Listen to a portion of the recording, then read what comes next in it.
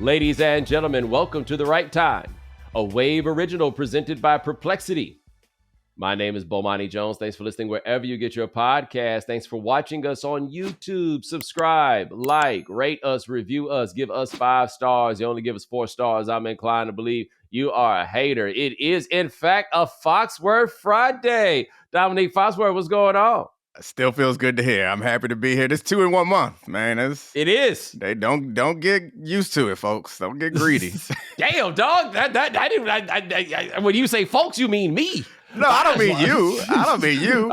I mean the people who be mad at me every time I don't show up. You mean me? That is exactly who you're talking about. This done turned our whole world. Look, man, you got too busy. They done gave L another TV show. It's a handful of y'all. Like, at least Joel done moved east, so we kind of get him back. But like this show, it's a little tricky because this show does not work as well. Just get somebody quote unquote interesting to talk about. We gotta serve. We gotta have a volley. You know what I'm saying? I can't just necessarily go pull somebody out of nowhere. And I realized, man, once I start losing a couple people, I'm like, damn. I mean, it's not the bench is deep. Yeah. When the bench is deep, but when we gotta have 3 people from the bench on the floor, and Domonique over there in street clothes, the bench is no longer deep. My apologies. And speaking of Joel, man, he came east. Man, moved 10 minutes from my house. I've been texting him. And man, I've been moving in. I've been moving in. He don't want to be my friend. I thought I had a new friend in town, and it's clear that this man don't want to be my friend, so it's fine. You'll probably get him soon. Like we had Joel on Wednesday. Like we taped with him. He had just moved into the crib. You know what I'm saying? So like, let him get out of the swirl of chaos. You might you might have a little situation there. Now he might be bringing small children with him. You know what I'm saying? That's fine. I got 3 kids, and they all love kids too. So it's good. We got built-in babysitters. I'll say this too, boy. Joel figured out the greatest kid hack I've ever seen, which is his son, who I think is either 3 or turns 3, like he's ish, right? He loves parking garages. If someone, when you got to take the little homie somewhere that he'll enjoy, take him to the parking garage. I'm like, oh, that's a hack. This is when you have kids older, you're a little smarter. You have a little bit more. You recognize very quickly that kids are easily amused, but much like adults, kids get used to stuff. And you introduce them to a certain level of stuff, then you try to take them to the parking garage again. It's like, huh? No? Yeah. Well, maybe like, what if you get like flip up the parking garage, right? Like just go to there's lots of parking garages, you know? My son is like really into outdoor stuff, which is unusual for me because that's not how I grew up. But anytime I spend time with him doing like something where we'll go on the Billy Goat Trail or we'll go on a hike or something, man's in heaven. We'll be out there for 3-4 hours. I may not be in heaven, but the time spent is worth it, and it is always very free. I enjoy that as an activity. Yeah, no. I had to give him credit on that one. I guess the echoing, you know what I'm saying? Like you think about it, you're a kid. Echo, how fascinating must an echo be the first time you hear one? Yeah, it could be a little bit scary too. I feel like kids are a lot like pets, where the first time you introduce them to a mirror, like that's the same thing with echo. Like it could be fun. It could also be a little creepy. Yeah, or if they love the sound of their own voices, the greatest thing ever. Like if you're in the whole story, you're Narcissus, for example, seeing his reflection, right? And then he was like, "Oh man, I just saw the greatest thing ever. Check this shit out, right?" What if it's the same way with people who just really love the sound of their own voice and they hear it? Now, also interesting. That is an idiom that I find to be very interesting. I don't even know if idiom is the right way to put it, but I don't know anybody that actually likes the sound of their own voice. It never sounds like you think it sounds. No, it never quite sounds as good as you think it sounds. And we, like, theoretically should be watching tape, like going back to listen to ourselves. I absolutely hate it. I can't do it. I just wait for Charlie to tell me what I need to work on, because listen to myself, you like pick out all the mistakes, and then also just the sound of it doesn't quite sound. It always sounds nasally, more nasally than I think I sound. My voice is the money maker in a lot of ways, and I don't really. It don't sound like it sound right now. Like me as I sit here, the outbound does not sound like what is going on when I'm here. It just doesn't. It is the wildest thing. Like what I actually am now trying to imagine, because I know your voice, is what you think it sounds like. You know what I'm saying? Because it sounds fine to me. Sounds good, in fact, right? Yeah. I'd be curious to know what Billy D. Williams situation that you got going on in your own head that you think is trumping what you are offering us. I know that is fine because I've never heard anybody say anything about my voice that was bad. I've even had people tell me, "Hey, why don't you do some voiceover work? You got a nice voice." Like I recognize that my voice is at least serviceable, but when I hear it, it's like, who that? Yeah, but I need to know what you. I don't know how to. Yeah, I don't know how to there's no way explain it. you'd explain it. Yeah, no, like I have no way that to ain't explain me. it. Like who that? Right. But I wish that there were a way that we could get a listen to what people's voices sound like to them. And then somehow and look, they're going to figure this out. So let me be careful giving this money away. But like somehow we could take a vote. If I can hit a button and make a decision between whether I want your voice or the voice you hear, you know what I'm saying? Like we might be on to something. It would, I tell you this, it would cut down on a lot of the errors in connotation and vocal intonation that often get people in trouble. I think that it would, whatever audio dysmorphia we have, that might be another like generational divide in that we didn't used to hear our own voice as much as they do now. I imagine that teenagers now, they've been taking videos, watching themselves since they were babies. Like I imagine that my kids hear their voice and like, oh yeah, that's what I sound like. I still been doing this for almost 10 years and still hear my voice. Been doing interviews since I was 16. Hear my voice and like, it don't sound as bassy as I think it sound. Like that's my thing. I think I sound a lot smoother than is actually the case in application. Like what do I have to do? Like that's the thing. How do I narrow this gap? Right? How do I bridge the gap between? But then when I bridge the gap, I'm gonna think it sound like something else. But we all I feel like generally black men have deeper voices in general. Like I think we are in good shape as far as that's concerned. I don't think you have this issue though, where I mean, this is one of the beauties of writing is it does not involve your voice, and you can also go over it a number of times. So there are things that I think I'm saying, and I'm very confused occasionally when I don't get the response that I expected, because when I wrote it, or if I were to write it, I would have gone over it a number of times to make sure it makes sense. But when I say it, it's just so many assumptions that you think that people are making connections. And I think to your point about tone, like mixing up the tone. If you miss the wrong tone, you say the wrong thing. Like I'm sure everyone can think of examples of how you say one thing, it sounds like a joke. You say it without the proper inflection, them fighting words. Well, the worst on that is when you're trying to do the joke thing, but you're really feeling the other thing, and it's kind of like when you drink when you drink go in the windpipe. No, that wasn't what I was trying to do the other thing. I promise. Now we here. Mean, I do mean it, but I did want you to think I meant it. Tough call. Speaking of tough calls, Aaron Rodgers got told by the Minnesota Vikings, nah, we good. Now, it is entirely possible that by the time the people hear this, Aaron Rodgers will have landed on a team. But as we're talking about this, what is making people go, ooh, is that boy Cam Heyward getting on his podcast telling Aaron Rodgers, I ain't talking about no darkness retreat. Boy, you trying to get on, you trying to get on and get gone. Which of those two things is going to be? You want to be a Steeler or not? What is taking you so long to come up with this discussion? And come up with this decision. And I do think this is interesting that Aaron Rodgers is not as good as he used to be, but Aaron Rodgers has not been humbled. Mm-hmm. So Aaron Rodgers is still doing things as Aaron Rodgers is wont to do in these circumstances, which, by the way, bless his heart. Take all the time in the world to make the decision you want, right? I'm just trying to imagine what it's like to be the Steelers or the Giants, that you got to wait for Aaron Rodgers' old ass and just sit here and you ain't got no better play.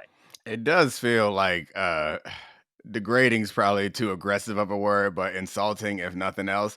But I like Cam Heyward. Saw him at the Super Bowl. Great guy. Same. However, this is where y'all at. Like, this is one of those situations where you wish this person wouldn't treat you the way that they treating you, but you don't really got the leverage to act any different. And it's the state of quarterbacks in the league. And again, Aaron Rodgers has enough track record, even though his recent track record is not great. He has enough track record to be like, hey, I done did some things in this league. So, like, I get it. I would be annoyed too. And I love that the Steelers still hold on to some of these old school football ways that are lost to modernization of a lot of sports, and that they like, no, we hard nosed. We ain't about all that foolishness. You talk about yoga, lift some weights. Like, that feels like what Cam Heyward is essentially saying. Well, I know that their players are doing the modern things, but let's be real. Y'all one of the thirstiest franchises when it comes to a quarterback. So, Aaron, the only reason why y'all in this situation, the only reason why he doing it because he can. Well, how you feel to be Russell Wilson right now?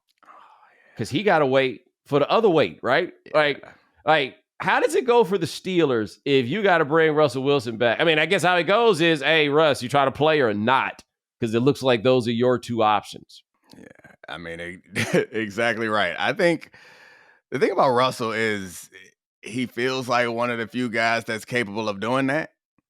And I don't know him personally, but given what I've seen him go through the last few years and the way that people talk about him, like, he seems like one of the few quarterbacks that's capable of going back in there and putting on a brave face. And the Steelers were certainly, I think, welcome him in a way that we wouldn't have expected. And might even have success. He throws a good deep ball. You got two deep ball receivers. They might do something. Well, hold up. What if he snapped, though, and, like, which one of the many Russells finally becomes the one that shows up, right? Like, he turns out to be what's the other thing about? Oh yeah, on Chappelle's show. Not Al Roker, but Big Al, right? like he has just had enough. I told him like a straight up gangster, bitch. You remember Do-Rag Russell where he had the do-rag on in the jersey? Oh man, that would be great. Hey, I tell you this though, we just hung out with Russell a little bit at the Super Bowl. Me and Domonique was posted up hanging out with Russell and some billionaires. And Jeff Saturday. That really happened. That was the thing. But anyway. That was a real thing, man. Jeff's the man. Yes, he is. And he's just like, yo, I got anytime. The best part about that was Jeff Saturday told you, quote, it's going to be lit, unquote. And you and I had a measure of skepticism of whether on like 8 different levels. And then we got there and I got to tell you, it was lit.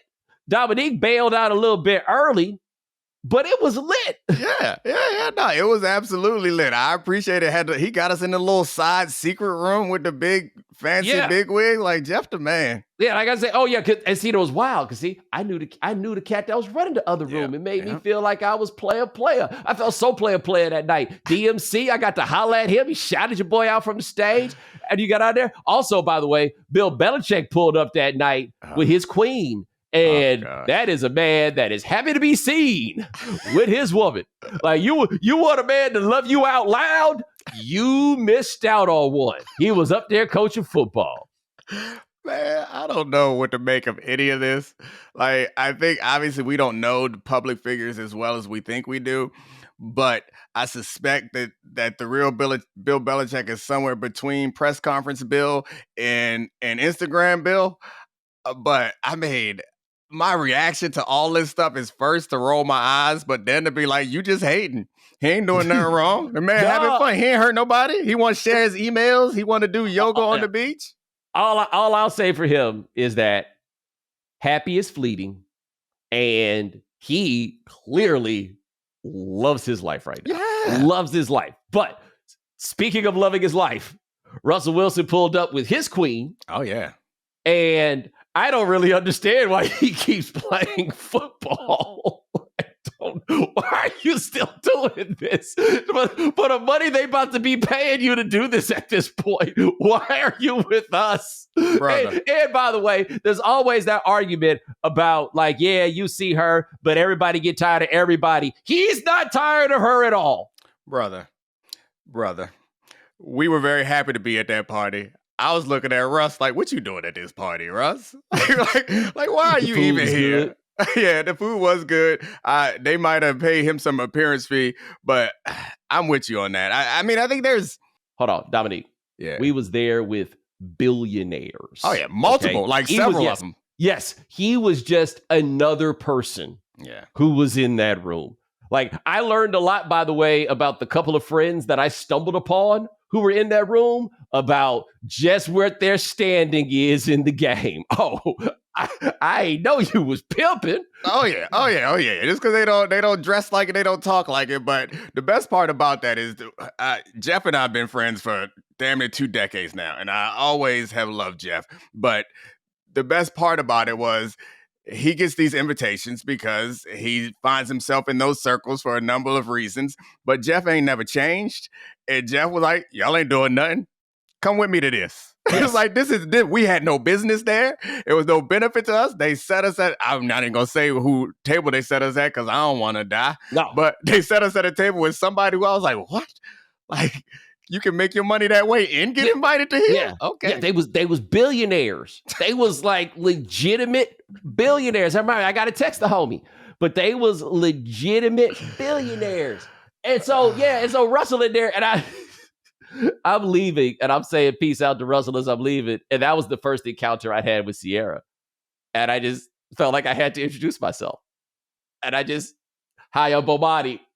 I said it like 2 or 3 times. I don't know if she heard me. I had nothing to come after that. I wasn't trying to holler at the man's woman, but I know you for a long time, and I've never seen this version of you. The gesture that you just did, the hand clasp together, the lean in, you gave her the pauper, like Queen. I one of your loyal subjects. Hi, I'm Bomani. You lean. I think I may have had my hand behind my back just to make sure nobody misunderstood. Like, I don't know what it was. He's like, oh, nice to meet you. She absolutely treated me with like a delicacy that implied that she knows she doesn't have to be this nice. She doesn't. I remember the first few times I was around, like, somebody brought chili to our Christmas party one year. It was like first time around like some celebrities or whatever. And it was like, you always try.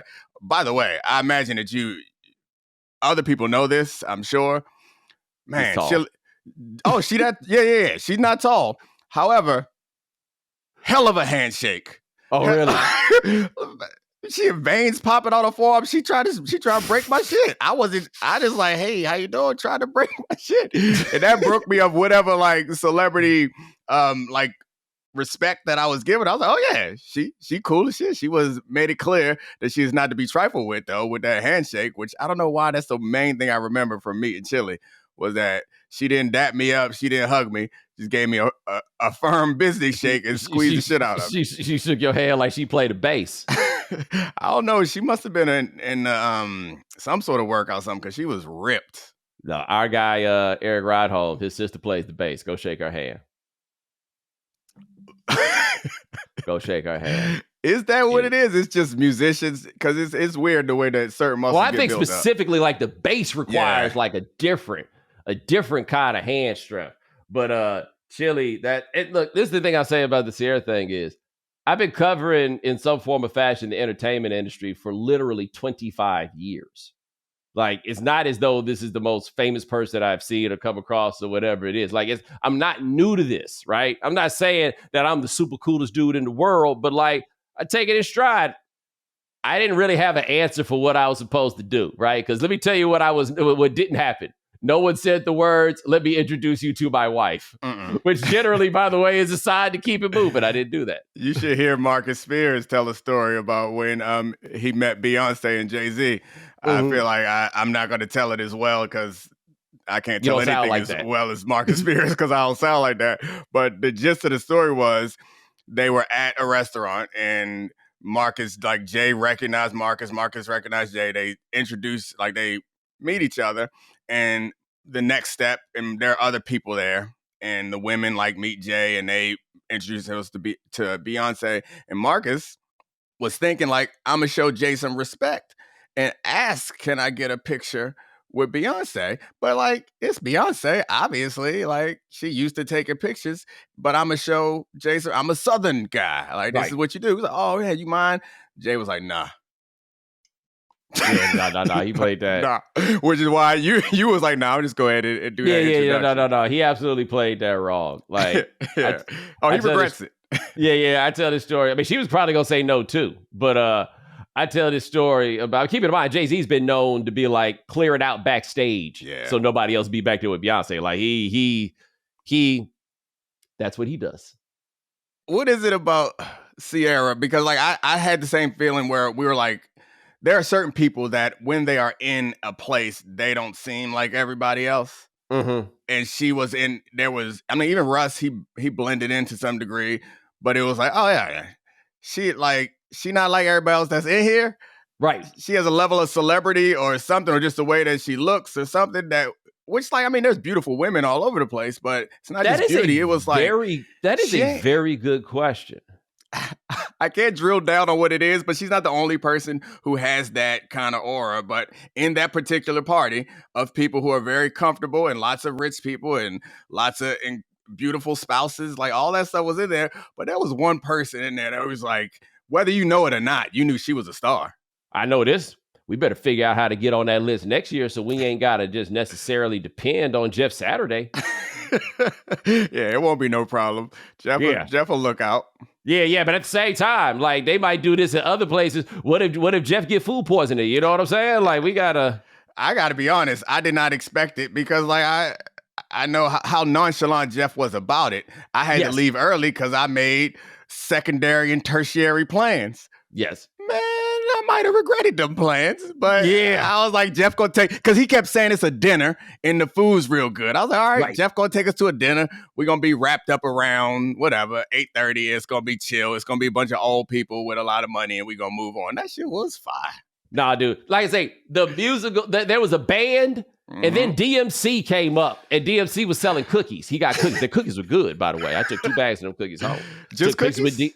Yeah. He said DMC, Daryl makes cookies. It's a whole new, it's a thing he got going. And so DMC, and look, man, I understand these young people got a real misunderstanding about old school rap. And yes, rap has changed now. The technology changed. It's a whole bunch of things. But he was up there doing It's Tricky, and it still feels like something. Like all the Run DMC songs he was up there doing is like, no. This still feels like something. Performing is one of those things that like looks easier than it actually is. And there's something to it, like performing in front of a crowd. I think there is something, you can be incredibly talented, but not be a great live performer. And it's something about understanding the relationship with the crowd and reacting to it and pushing the right buttons. And to your point, there's the old school rappers had some ability that I don't quite understand, that maybe you understand better than I do, to hold the crowd. I mean, there's obvious reasons from why they might, but like I get your point. Because they didn't have all these tricks. It wasn't all these lights, wasn't all this pyro. Yeah. And, the music goes. And it's the music where you don't see a lot of scenes in movies anymore where somebody will be doing some rap and they'll be like doing rap and it's a crowd full of white people. And then the camera pans to the white people and they all look ridiculous, waving their hands, like all off beat. Like you don't have that anymore, okay? I was watching the crowd while he was doing it. That music brings that out of white people. That particular strain of rap brings it out. And they out here looking like mimes. Like they was doing all kinds of stuff. It's just it get in your spirit. Of that era of white people. Like I'm guessing. Oh no! I even saw some youngerish whites. Okay. I'm. My apologies, Mr. DMC. I didn't think you could rock the 30s and 20s. I thought it was just the 50s and 60s. No, man, that music it just works. All right, we're gonna come back with more here on The Right Time. This episode is presented by Perplexity. Perplexity is an AI-powered answer engine that searches the internet in real time to deliver fast, clear, high-quality answers. Unlike legacy search engines that respond with a list of links, Perplexity skips straight to the answers you need, explained in everyday language that's easy to understand with sources and citations. Now, Sean, how do you use Perplexity, especially when it comes to The Right Time? I plan on using it all throughout the show, especially when you need questions answered or stats confirmed, but Say you're curious about a specific topic from our If You Haven't Heard segment, for example, the growing price of concert tickets. I can search how much ticket prices for concerts have increased in the last 5 years, and I can get my answer in seconds. And to no surprise, you can see that ticket prices have more than doubled in the last 5 years. Unfortunate for concert goers like us, but incredible we got that answer so quickly. Discover faster, more reliable search with Perplexity today. Download the app or ask Perplexity anything at perplexity.com. Shout out to Dash Pass and their members-only deal for the 24-25 NBA season. They swoosh, you save. When any player scores 50 or more points in a game, Dash Pass members save 50% off an order up to $10 off. Sign up for Dash Pass and save more all year round with $0 delivery fees and reduced service fees on eligible orders, plus exclusive perks like this one. Use the promo code NBA50 the day after the 50-point game during the 24-25 NBA regular season from noon to midnight. Valid for Dash Pass members only from noon to midnight the day after any player scores 50 points or more in a single game during the 24-25 regular season. That's right. As a reminder, the offer is live noon to midnight the day after the game, and that is exclusive to Dash Pass members. 50% off one order up to $10 off. Offer valid from 9 a.m. Pacific time through 11:59 p.m. Pacific time after a 50-point performance in any NBA game during the season on orders placed at participating merchant locations. Valid only in the United States. Use promo code NBA50 to redeem. Terms apply. As a small business owner, you don't have the luxury of clocking out early. Your business is on your mind 24/7. So when you're hiring, you need a partner that grinds just as hard as you do. That hiring partner is LinkedIn Jobs. When you clock out, LinkedIn clocks in. LinkedIn makes it easy to post your job for free, share it with your network, and get qualified candidates that you can manage all in one place. Now, Sean, what's your experience with LinkedIn like? You know, for me, when I was looking for work, LinkedIn was super helpful. And now when we're trying to hire staff here at Wave, LinkedIn is our go-to source for finding the best candidates. LinkedIn's new feature can help you write job descriptions and then quickly get your job in front of the right people with deep candidate insight. At the end of the day, the most important thing to your small business is the quality of candidates. And with LinkedIn, you can feel confident that you're getting the best. Find out why more than 2.5 million small businesses use LinkedIn for hiring today. Find your next great hire on LinkedIn. Post your job for free at linkedin.com/Bomani. That's linkedin.com/Bomani to post your job for free. Terms and conditions apply. You ready to win real money this March Mania tourney? Struggling to choose which team will pull off an upset? Forget about the teams. All you need to focus on are player stats to rack up big cash prizes with DraftKings Pick 6. When it comes to massive payouts, DraftKings dunks all over the competition. Pick 6 is available in most states, including Missouri, California, Texas, Georgia, and more. Track your picks for a shot to win huge cash prizes. It's as simple as that. It's super easy. All you need to do is pick 6 players and decide whether their points, rebounds, or assists will be more or less. Turn your March Mania knowledge into cash today. New players get $50 in Pick 6 credits instantly with just a $5 entry. Download the DraftKings Pick 6 app now and use code BOMANI. That's code BOMANI for new customers to play $5, get $50 in Pick 6 credits.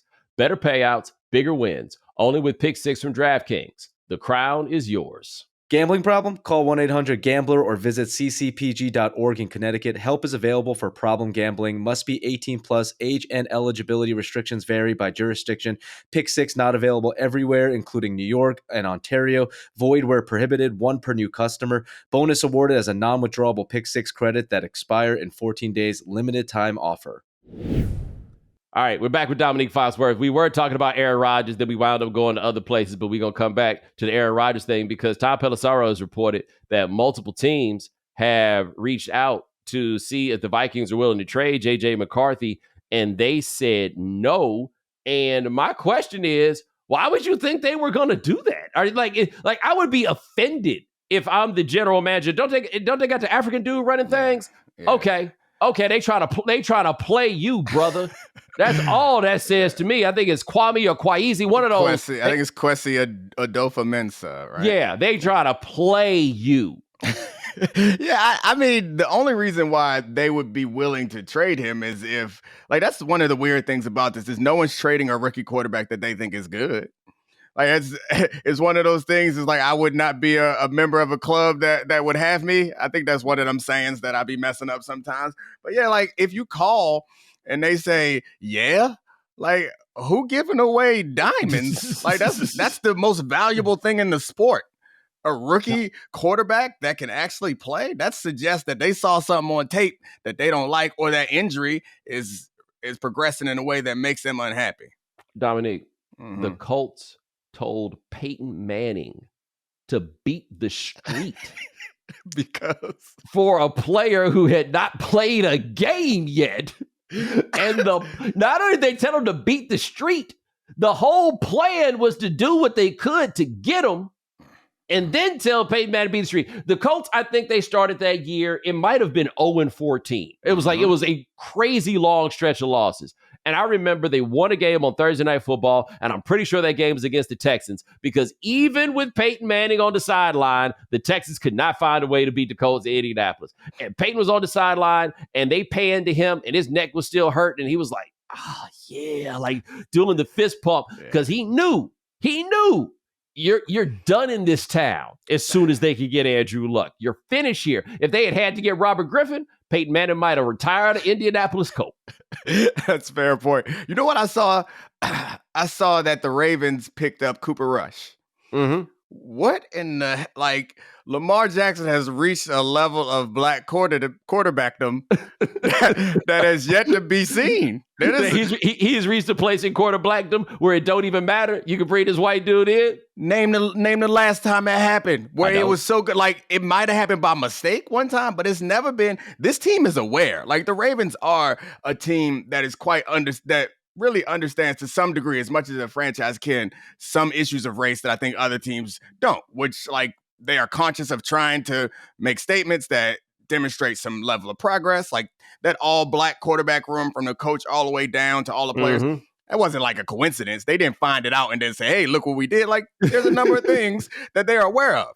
So this was not a mistake. They was just like, hey, he's so good, we can go get the best possible backup that we can afford at the price that we like. Congratulations, Lamar Jackson. Fuck that MVP. This is bigger than that. Well, I think the other level is Cooper Rush at once managed to come in for the Cowboys and win like 4 games while also not threatening the starter. That's not threatening which starter? The black starter. Yes, that is. There you go. Yeah. Like, that is so. Cooper Rush actually might be the optimum backup. You can win games with him, and then when it's over, you're gonna sit his ass back down.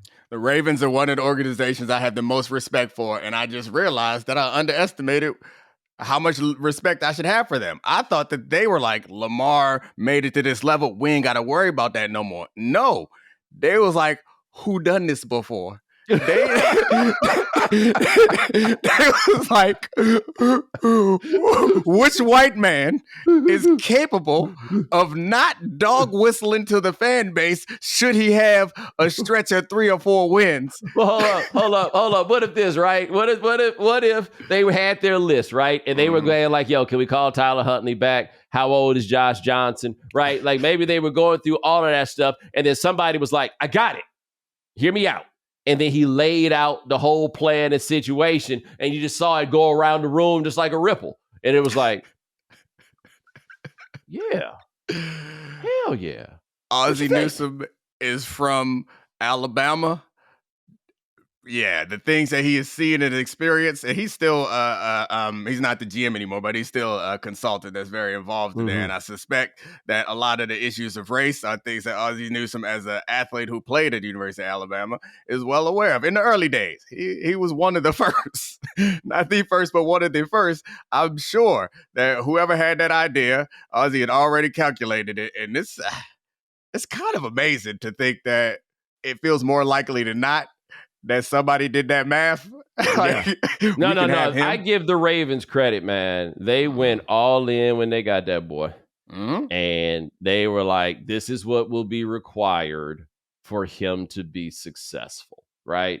With the Colts, we talked about this before, at least I did with Anthony Richardson.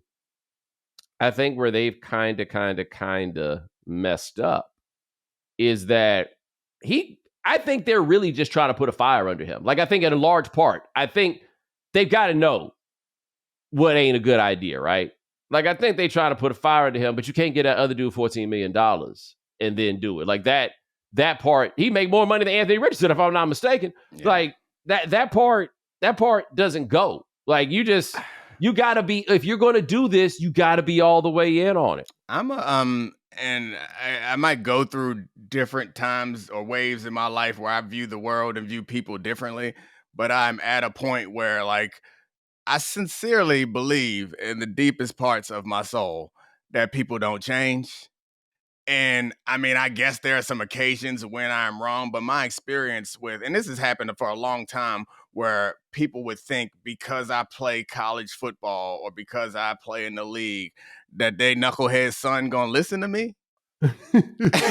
And it was earlier in my career when I was like, I don't talk to your son. Like, I'll take a picture, I'll meet him, but I'm not having this scared straight, get your mind right, be like me conversation with nobody else's sons or nephews. I say all that to say, we gonna bring him in to light a fire under him. I don't believe in that shit. Like, yeah, you are, maybe it works for a week, maybe it works for a couple of days, but people tend to go back to who they are. And now there may be some level of maturity that happens for people at different points. I'm sure people change to some degree, but what ain't gonna happen is you bring in some dude and now I'm gonna be like, oh, I'm a new person now. I feel like that's some sort of narrative concoction that like feels good to say, but never actually works. I think he just needed to know he might lose his job, I think is their thinking, right? Mm-hmm. And I think they had kind of hoped that Joe Flacco would be that, because Joe Flacco does have a lot of Mr. Take Your Job in him. I think they might build a statue of Joe Flacco in Cleveland. You know what I'm saying? But then Joe Flacco went out there and the Browns learned what some of us had been trying to say about Joe Flacco in Cleveland. He wasn't actually good. They were just winning games. Joe Flacco does play backup quarterback, though, in the way I think somebody like Joe Flacco should play backup quarterback. What I got to lose? Yeah. Let's go. That's the way that everyone should play backup quarterback, unless you got a great defense or a great running attack. Like, that's the only chance of winning is that that you hit sevens a couple of times. And then his career in Cleveland end with back-to-back pick sixes in a playoff game. So. I believe so. Yeah, it happened fast because I was thinking the fans really gonna want him to come back. Mm-hmm. I remember thinking that before that playoff game, and he might have had a couple of passes in that game that were good, like a long touchdown to the tight end or something. And then them picks happened, and I was like, oh, nah. Also, they done. It is my understanding that the Browns were aware that they could not bring Joe Flacco back. That was given now they were all in.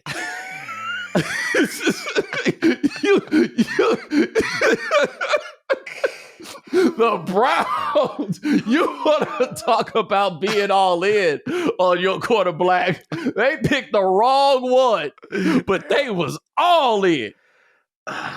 It looks even. Not that I feel like most of us thought it was a bit outrageous at the time, but it looks even more outrageous now. Like, when has anybody committed to a black man after the allegations like that? Oh, not never in the history of life. Like, I guess, and it's not even after the allegations and contrition and serve your time. Like, Michael Vick never got fully committed to again, but like, he served his time. He came out and said he was wrong and people liked him again. And then Andy Reid gave him a half commit. I ain't never seen nobody find a black man who is in the midst of controversy and say, you know what? We gonna give him the first fully guaranteed that shit gets dumber every year. And understand this. Black people was riding for Michael Vick, right? Yeah. In ways that I both understood and also found to be a bit misguided. Yeah. But black people were, in fact, riding for Michael Vick. We were not riding for Deshaun Watson's nasty ass. We were not doing it. There was like never any point in this that I felt obligated to be like, okay, there's some things that that you might not understand about where these people are coming from. I did not have to do any of that. Yet and still, Jimmy Haslam was like, how about we give him more money than anybody, not just more guaranteed money than anybody's ever gotten, but way more guaranteed money than anybody's even thinking about giving. Like, nobody, they were bidding against themselves. No. That was their only chance of getting him. He said no to Cleveland. And then Jimmy came back and was like, You money whipped him. Yeah. What if they just did it to Myles Garrett? That man got a track record. Got a track record. Yeah, he's like, yeah, no, that is I know what'll fix that. That's the thing. You and I probably more often than people appreciate talk about how money don't buy happiness. Maybe it don't, but it buy a lot of shit. Yeah, see, that's the thing. The way I explain it, I think I talked about it on this show using this analogy, but if you haven't heard it, this is very important. Let's say that I offered you $1 million to kick you in the nuts. You're going to take the $1 million. And when I kick you in the nuts, it's not going to feel like $1 million. Yeah. Yep. It's going to feel like you got kicked in the nuts. And after a point, things will get back and then you'll have $1 million, right? But while you're going through it, that $1 million is literally not going to make it feel better at all. It's just not how it works. It's a perfect analogy, too, because it does not allow for any of the workarounds that you might have for other analogies where you'd be like, well, you could just use your money to do. You actually can't. No. And maybe I was gonna say maybe women don't understand this, but I'm sure they get it. They understand it to some degree. Yes. But you can't rub your money on it. You can't buy a new pair. You can't that's a perfect analogy because everyone's like, yeah, but you could go ahead. Yeah, the bed that you rest on gonna be soft as hell. But you know what's still gonna be throbbing? Nuts. Still gonna have a throb. Oh God. This is all it comes down to. And Myles Garrett is getting his ass beat again, and while Myles Garrett enters the playoffs next year or doesn't enter the playoffs, recognizing that he does not have a chance at a meaningful win and that the rest of his career he's going to be one of the greatest players to never win a championship or make a deep run or have any milestone plays, it's going to hurt. And ain't going to be made to feel no better by the fact that he could buy a small country. Well, the thing that really has to stink for the Browns is they got get a quarterback pick in a draft that it ain't there. Yeah, it ain't there. Cam Ward is a bit of a stretch at 1. Yeah. But these other cats are not 2s. Yeah. You can convince yourself of anything, and I think it's not hard to stretch your head to understand that Shedeur Sanders' accuracy and decision-making in a Kevin Stefanski offense will work out fine. It's like when you think about how they produce in San Francisco a bunch with quarterbacks that aren't great, but they always had a lot of talent around them. He's not really going to get that with a broken Nick Chubb, a depleted offensive line, which was great at one point. That's the crazy part is when they made that commitment to Deshaun Watson, that team was loaded. And the quarterback they ran out of town, kind of balling now a little bit. They were loaded. I typically don't subscribe to this sort of thinking, but Baker Mayfield kinda, and Matt Ryan in particular, your teams disrespected you when they put in them calls to Deshaun Watson's nasty ass. Baker Mayfield figured it out as soon as he heard this was even possible. He was just like, oh man, they really did this. And you know what, Baker Mayfield, again, he's a starting quarterback. Mm-hmm. We overuse the term franchise quarterback. Right. He's a start. And by the way, starting quarterbacks, hard to find. Justin Fields starts, but I don't think he's a starting quarterback. Baker Mayfield is absolutely a starting quarterback. Is that the tiers that you would put it in? It's there's a starting quarterback, excuse me, there's a franchise quarterback, then there's the superstar quarterback, I guess would be how. Yes. And a franchise quarterback. And then there's quarterbacks who start. Yeah. We're not even gonna discuss anything below starting quarterback because that's we still look at in the draft. Yeah, like Kirk Cousins. The quintessential. The platonic ideal of the starting quarterback. Yeah, he'll start for you, but you're always looking for another one. Alex Smith was a starting quarterback. Joe Flacco was a starting. And you can win Super Bowls with starting quarterbacks. The starting quarterbacks, the reason why they're starting quarterbacks, I think the best way to describe them is they don't have that high end consistently, but they can reach it. And generally, they ain't gonna ruin you too bad. Like, that's kind of it. Like, Kirk Cousins could go off. He could give you 403 touchdowns one day. It's gonna happen once or twice a season, and most of the time, he just gonna give you enough play that's not gonna stink. Which, again, back to where we started. You know why Aaron Rodgers can jerk you around, Steelers? Because it ain't that many of them, man. He's still a starting quarterback. Yeah, he is still. He's not a franchise quarterback. But like, and what you kind of hope to get if you do end up in the starting quarterback tier is a starting quarterback who does not scare. Right.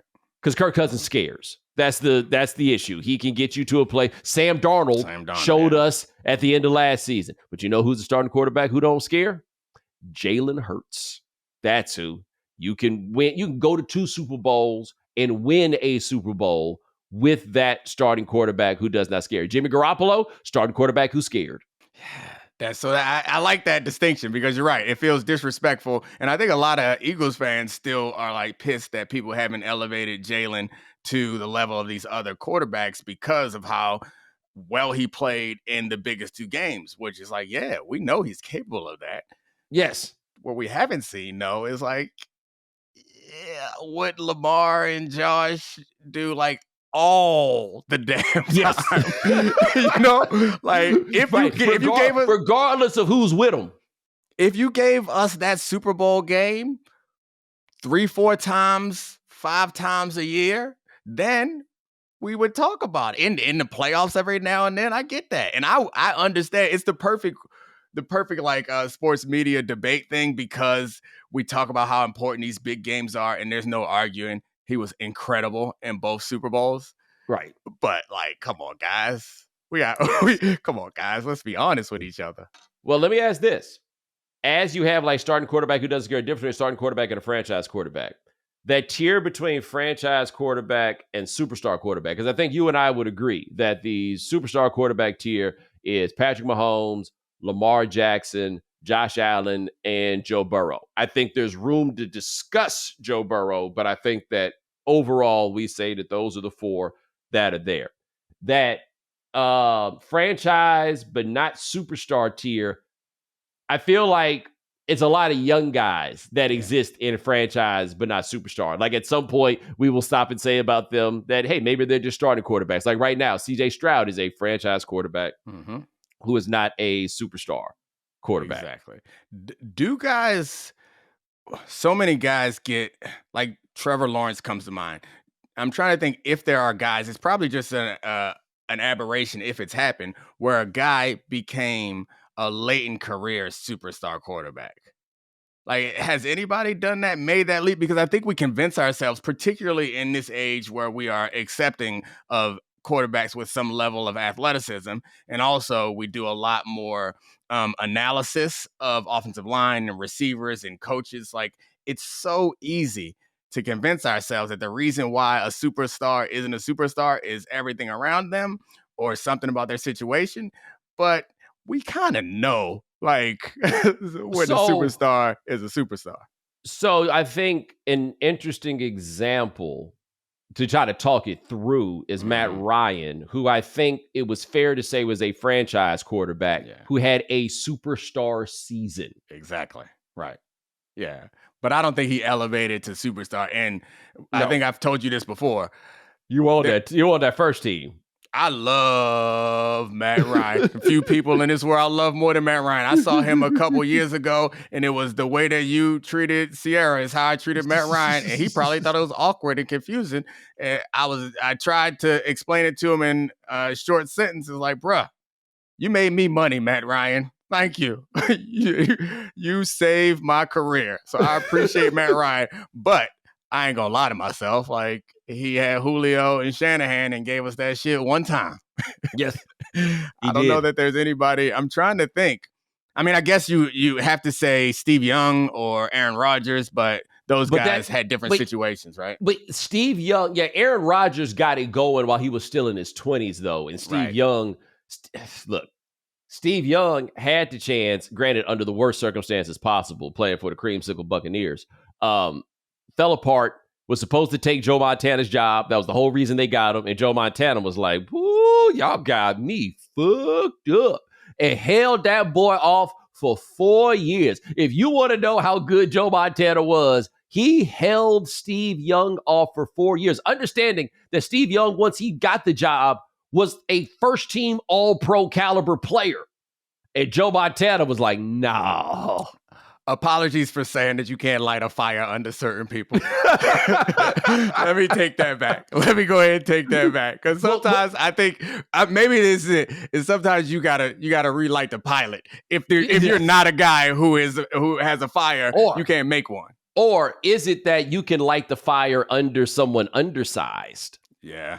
Like, it's hard to light the fire under this quarterback sent straight from God, chiseled and granted, Anthony Richardson. But undersized Joe Montana, whose coach firmly believed that he could put anybody else in the system because the system was really the star. Oh, that fire burns, baby. It burns. It's almost like identical in a way to the Tom Brady situation, with the exception of the fact that rather than Jimmy Garoppolo, it was with the exception of the fact that like Joe Montana was like a highly touted college player, but like Tom Brady's small, his small is being drafted late, right? It was like nobody ever believed in me, and then y'all went and got this pretty boy. Like I'm the pretty boy that's supposed to cook here. That was the perfect person to put in there to say, we moving on from you.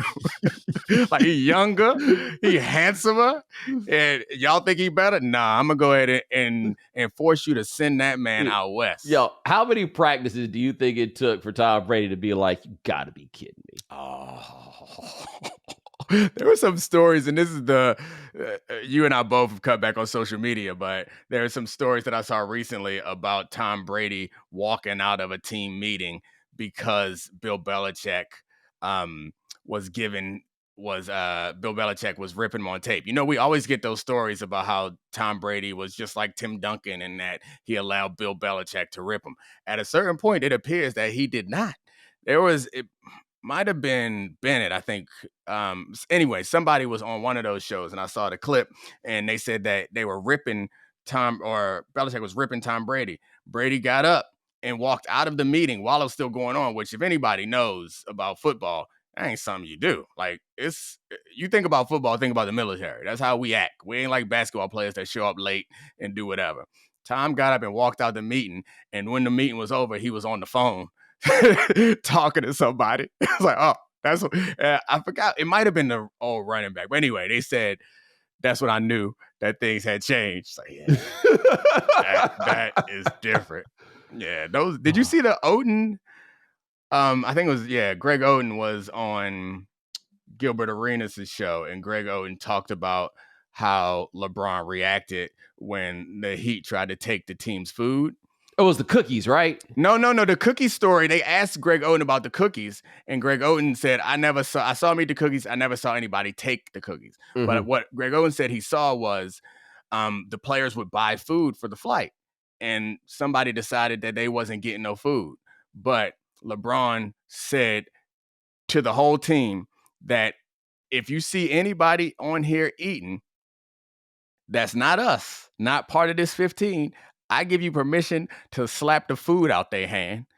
Because according to Greg Oden, LeBron was like, y'all gonna take our food? Ain't nobody eating. I fuck with that type of leadership there. That right there is for real. Like, nobody's eating. Yeah, if we can't eat. I assume that's like some shit that Pat Riley used to do to his teams to motivate them or whatever, and it's fine, but like, nah, that ain't working no more. We got the internet. We know who really got the strength. No, Pat Riley's like, look, man, I don't answer to no 25-year-old, dog. For better or worse, that was the play that he decided to make. I'm fine with that, but I think the pushback I would have is like, it's so disrespectful because the insinuation, like, that's how you treat a damn animal. Like, you know, like the insinuation is y'all not trying your hardest. You don't care enough. I'm going to get your attention by taking your food after you just played a damn basketball. Man, if you don't get out my face with that shit, I'm a grown man. We can do the best that we can. We're going to try hard, but I'm hungry. Well, the part that I don't think anybody talks about with Riley is Magic Johnson got him fired in the year 1990. Mm-hmm. And I think that he decided nobody was going to get him fired ever again. Right? Like all the dudes with the Heat, like with Shaq could have got all them dudes. He traded all them dudes and then he quit. But he was like, nobody's ever going to have more power to me. And I think that's what infuriated him about the Jimmy Butler situation, where they made some compromises that they hadn't been willing to make in the past. And he misunderstood what that counted for, which was not as much as you think. Yeah. Yep. That's and now they can't win a game without Jimmy damn near. And the Warriors got some crazy record with them. Yeah, that's we talked about this in some, well, it doesn't matter where, but we were having these classes that were talking about workplace and whatever, and like relationships in the workplace. And the point that I finally came to it was like, all the things that you think are gaining you points, like you're not creating exceptions, you're creating expectations. It's like you think, if I do this, really, I recognize that with my son now, who is, of my 3 kids, the one who like is willing to try and test enough. Is like, I think that if I'm lenient with you here, that means that you're gonna be like, oh yeah, Dad looked out for me. Homework gonna be easy tonight. Nah, it just means that he now expects whatever leniency that I offered. Like, oh no, this is now the norm. That's what Pat didn't understand. He thought Jimmy was gonna be like, oh, you had my back when I was going through that tough time. Like, nah, this is the norm. No, like this is what I do. Yeah, you better give me my money or I'm leaving, or I'm gonna make it hell. Then I'm gonna leave. Yes. What a time. What a time. That's Domonique Foxworth. Check him out on the Domonique Foxworth Show. Ooh, I appreciate you. Where all fine podcasts are given away for free. My brother, I appreciate you. Thank you. It's available for now. Right. We'll see. Yeah. Sean, did Perplexity have anything to say about the show?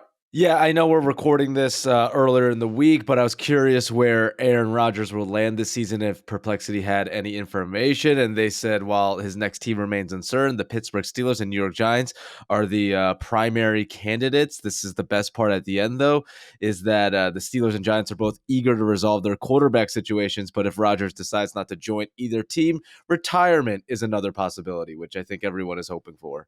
Whew, boy, it's a good thing Aaron Rodgers is single, because I can't imagine how terrible it would be to be married to Aaron Rodgers and he ain't got nowhere to go all day long. Good gracious. But ladies and gentlemen, thanks so much for joining us here on The Right Time. We do this 3 times a week. Sean, you handles everything behind the scenes. Thank you, sir. Also, hit the voicemail line, 323-596-7767.